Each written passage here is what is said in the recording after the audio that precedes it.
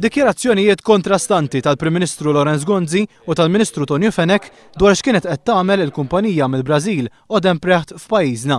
Waqt li nhar il-ġimgħa l-Prim Ministru kien qal li l-kumpanija ġabet il-kwartieri ġenerali tagħha f'Malta, l-4 nofsinhar Tonio Fenech qal li l-kumpanija kienet qed tagħmel biss xogħol ta' back office li jinvolvi fost oħrajn żamma tar-records. Dispjaċini ninformak li l-kumpanija li semmejt tal-Brażil effettivament ċaqalqet il-headquarters tagħha mill-Brażil u ġabita Malta u qiegħda topera minn Malta u tidħol fis-suq ġewwa l-Libja. U jiddispjaċini għaddit sena u għadet ma tafx bieħda. Il-kumpanija kienet l-operazzjoni tagħha u kien dejjem hekk id-diskors fuq operazzjoni tagħha ma kienx operazzjoni bħal ħafna kumpaniji li jiġu Malta biex jagħmlu xogħol internazzjonali. Jiġifieri kienet a back office operation.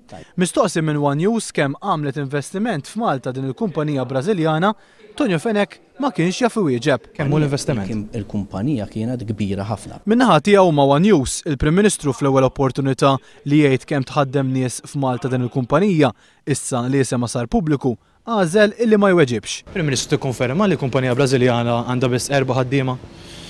Il-kumpanija Brażiljana, l-informazzjoni ħarġet, hija kumpanija ta' fama internazzjonali, hija kumpanija kbira.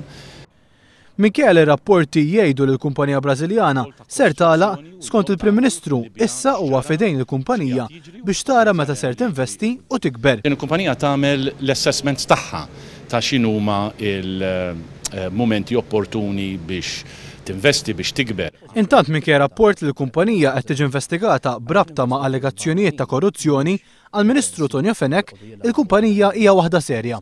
Dawn huma nies serji jiġu biex jinvestu, jiġu biex jagħmlu l-operazzjoni tagħhom.